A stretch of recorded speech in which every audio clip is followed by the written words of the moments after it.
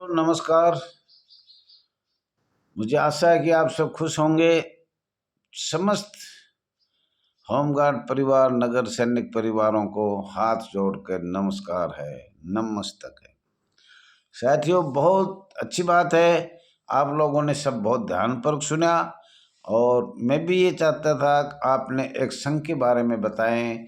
तो हमने आपको संघ के बारे में अनुच्छेद 52, 53, 54, 55 को बताया।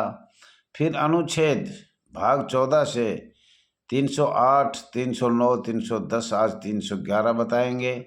मुझे आशा है आप ज़्यादा से ज़्यादा सब्सक्राइब करोगे, लाइक करोगे, शेयर करोगे, कमेंट करोगे।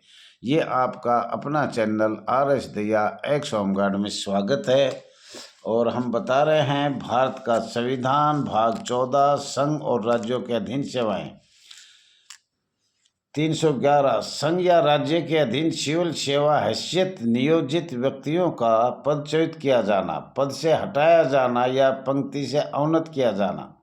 नंबर 1, किसी व्यक्ति को जो संघ के सिविल सेवा का या अखिल भारतीय सेवा का या राज्य सिविल सेवा का सदस्य है अथवा संघ या राज्य के अधीन कोई सिविल पद धारण करता है, उसकी नियुक्ति करने वाले प्राधिकारी के अधीनस्थ किसी प्राधिकारी द्वारा पदच्युत नहीं किया जाएगा या पद से नहीं हटाया जाएगा। नंबर 2, यथापूर्वक किसी व्यक्ति को ऐसी जांच के पश्चात ही जिसमें उसने अपने विरुद्ध आरोपों को सूचना दे दी गई है और उन आरोपों के संबंध में सुनवाई का युक्त अवसर दे दिया गया है, अवसर दे दिया गया है, पदच्युत किया जाएगा या पद से हटाया जाएगा या पंक्ति में अवनत किया जाएगा, अन्यथा नहीं। परंतु जहां ऐसी जांच के पश्चात उस पर ऐसी शासित अधिरोपित करने की प्रस्तावना है, वहां उसके शासित ऐसी जांच के दौरान दिए गए साक्ष्य के आधार पर अधिरोपित की जा सकेगी और ऐसे व्यक्ति को प्रस्तावित शासित के विषय में अभिवेदन करने का अवसर देना आवश्यक नहीं होगा। परंतु ये और कि एक खंड वहां लागू नहीं होगा जहां किसी व्यक्ति को ऐसे आचरण के आधार पर पदच्युत किया जाता है कि पद से हटाया जाता है या पंक्ति में अवनत किया जाता है, जिसके लिए आप आपराधिक आरोप पर उसे सिद्ध घोषित ठहराया गया है, या जहां किसी व्यक्ति को पदच्युत करने या पद से हटाने की पंक्ति में अवनत करने के लिए से सख्त प्राधिकारी का ये समाधान हो जाता है कि किसी कारण से जो उस प्राधिकारी द्वारा लेखबद्ध किया जाएगा, ये युक्त रूप से साध्य नहीं है, ऐसी जांच की जाए। या जहां यथास्थिति राष्ट्रपति या राज्यपाल का ये समाधान हो जाता है कि राज्य की सुरक्षा के हित में ये समीचीन नहीं है कि ऐसी जांच की जाए। नंबर 3, यदि यथापूर्वक किसी व्यक्ति के संबंध में ये प्रश्न उठाता कि खंड 2 में निर्दिष्ट जांच करना युक्तियुक्त रूप में साध्य है या नहीं, तो व्यक्ति को पदच्युत करने का पद से हटाने की पंक्ति में अवनत करने के लिए सशक्त प्राधिकारी का उस पर विनिश्चित अंतिम होगा। तो ये हमने बताया साथियों, इन अधिकारियों के पास, जैसे छत्तीसगढ़ में खास तौर पर SSO के पास पावर है, डिस्ट्रिक्ट कमांडेंट के पास है, मंडलीय कमांडेंट के पास है, पुलिस अधिकारियों के पास है। ये उनको भरते रहते हैं, करते रहते हैं, और ये भारत के संविधान को ही ताकत दे रखी है उन लोगों ने, जो हमारे ऊपर बैठे हुए हैं जिला कमांडेंट, उनको ताकत दे रखी है। किसको दिया है? पहले सबसे पहले महामहिम राष्ट्रपति महोदय जी, दूसरा महामहिम राज्यपाल महोदय जी, तीसरा महामहिम उपराज्यपाल महोदय जी। और भारत सरकार की संसद द्वारा प्राधिकारी को ये ताकत दी गई है। प्राधिकारी का जो सील में हमारे ऊपर जो सिर पर बैठा रखे है, जैसे माननीय केजरीवाल ने कहा था वो बात है आईपीएस अफसर, और उसके नीचे कमांडेंट एसएसओ, वो उल्टी पट्टी पढ़ाते पैसे लेने की बढ़िया जवानों को। देखो छत्तीसगढ़ में कितनी महिलाएं, उत्तर प्रदेश में कितनी महिलाएं, महाराष्ट्र में कितनी महिला है। और वैसे तो भारत सरकार कहेगी भाई महिला के लिए नारी शक्ति है, नारी शक्ति है। माननीय प्रधानमंत्री मोदी जी एक बार नारी शक्ति को इस महकमे तो देख लो। जवान, हमारा जवान तो कहीं ना कहीं मजदूरी कर लेगा, पानी पियाएगा, ठेला खींच लेगा। इन नारियों की शक्ति आप बार बार कह रहे हो, नारी शक्ति नारी शक्ति। कम से कम इस भारतवर्ष की नारी शक्तियों का तो पूछो कभी मन की बात। पूरे भारत में नारी शक्ति जितनी इस महकमे होमगार्ड नगर सैनिक में ग्रस्त है, दुख से ग्रस्त है, उतना कहीं भी इस भारतवर्ष में नहीं है। परंतु कोई सुनवाई सरकार तक नहीं है। माननीय एसएसओ, कितनी महिला बोलो, किसी महिला ने बोल दिया कि संगठन हो तो हम ऐसे कर देंगे, तो उसको निकाल दिया।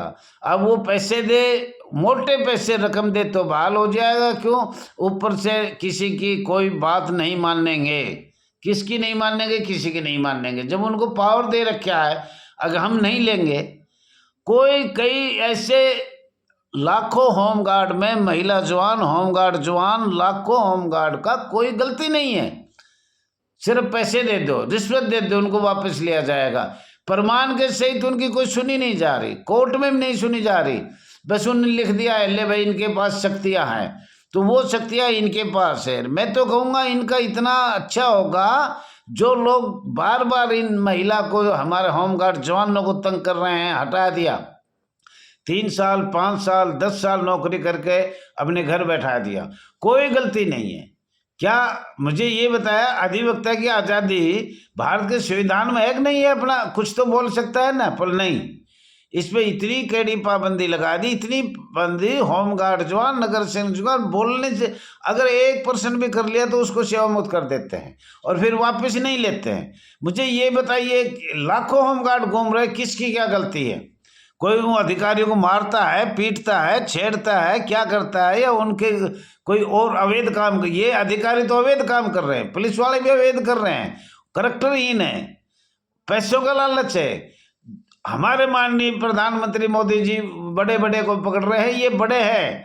मैं तो कहता हूं कि इनका कम से कम 1959 से 60 से कम से कम, और आज तक का इन जिला कमांडेंट, एसएसओ कमांडेंट, मंडलीय कमांडेंट, पुलिस अधिकारी जो मुख्यालय में बैठे हैं और मुख्यालय से ऊपर गृह मंत्रालय में बैठे हैं, तो इनको सीबीआई द्वारा निष्पक्ष जांच करवाई जाए जब पता लगे। और मैं तो ये कहता हूँ इनकी जांच एसओ की करवाई जाए। बहुत से हमारे होमगार्ड जवान, नगर सैनिक जवान, महिला जवान जबरदस्ती घर बैठा रखे हैं। बड़ा गंदा काम है इनका, इतना गंदा है कि मेरे मुख से निकल जाए तो बहुत बुरा लगेगा। और इतना ही सारा काफ़ी है। अब जो माननीय प्रधानमंत्री कहता है नारी शक्ति, नारी शक्ति कहाँ है? हम नारी शक्तियों से बात हम सुन रहे हैं। अब जो इस संस्था में 6 लाख परिवारों में जो नारी शक्ति के साथ भेदभाव हो रहा है, हर तरह से, रिश्वत से, करेक्टर से, अवैध काम कार्य, हमारा हर जवान परेशान है, हर जवान। तो साथियों, ये भारत के संविधान ने उनको ताकत दिया है। और आपको और भी आगे बहुत सी बात बताई जाएगी अगले में, तो हम ये भी बताएंगे आप लोगों को। अब इन अधिकारियों की ताकत, ये अधिकारी कहेंगे जो निकाल दिया उनको वापस ले या ना ले, ये अगर लिख के देगा जिला कमांडेंट इस जवान को वापस लिया जाए, या छत्तीसगढ़ का एसएसओ लिखेगा इस महिला जवान को वापस लिया जाए, तो लेंगे, वरना नहीं लेंगे। पुलिस वालों ने तो मतलब नहीं, वो तो 2 लाख रुपए हर महीने ले लेते हैं। आईपीएस वगैरह बैठे, आईजी वगैरह बैठे, उन्होंने तो यही नहीं पता होमगार्ड में हो क्या रहा है। और ये भी एक उनके कमेरे हैं, दलाल हैं, जिला भाई ये तो ऊपर पैसे देते हैं, ये तो सबको पता है। माननीय प्रधानमंत्री जी बस ने कहता है ऐसे कह देते, जिला कमांडेंट उगाही करता है, कमांडेंट के मंडलीय कमांडेंट उगाही करता है, एसएसओ पास उगाही करके सारा मुख्यालय में पैसा जमा होता है। ये दावा करता हूं मैं। और इनको पैसे दे दो, लोग किसी महिला जवान, होमगार्ड जवान को जब बहाल कर देंगे, किसी भी उसमें हो, लेकिन ये नहीं लिखेंगे। मेरठ में नहीं लिख रहे, छत्तीसगढ़ कांकेर से नहीं लिख रहे, और बहुत से जिले, दिल्ली में नहीं लिख रहे। दिल्ली में तो ये चाहते हैं ये साले मर जाए। आज 28 साल होगी, जो लोग 5, 10, 15 साल नौकरी करके घर बैठे हुए हैं, कोई सुनाई नहीं हो रहा, जबकि टर्निंग एंड एक जवान है, ये सशस्त्र बल है। और इनको देखो कि क्या कराया है इन्होंने 1963 में, 1968 में, 1953 में। ये सारी बात साहब आपने साथियों पढ़ना पड़ेगा, मैं आपको बताना चाह रहा हूं। और नहीं आप इतने ही साल और गुलाम रहोगे। आपको मिट्टी गोली दे दी, 10% बढ़ा दिया, वहां कुछ दे दिया, वहां ईपीएफ फंड दे दिया, वहां।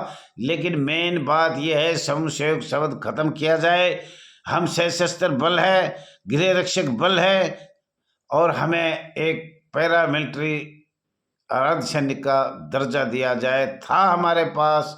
और वो इन अधिकारियों ने, कांग्रेस सरकार ने, अंग्रेजों के कानून 1915, 1939 के कारण ये सब बताया जाएगा जो हमारे साथ समूहक शब्द इन्होंने लगाया है उनके बारे में। और आज सबसे ज़्यादा भ्रष्टाचारी साथियों हो रही है तो होमगार्ड नगर सैनिक संस्था में हो रहा है। और जब जब चुनाव आते हैं, जब भी कोई से भी चुनाव हो, सबसे ज़्यादा भ्रष्टाचारी होती है होमगार्ड संस्था से।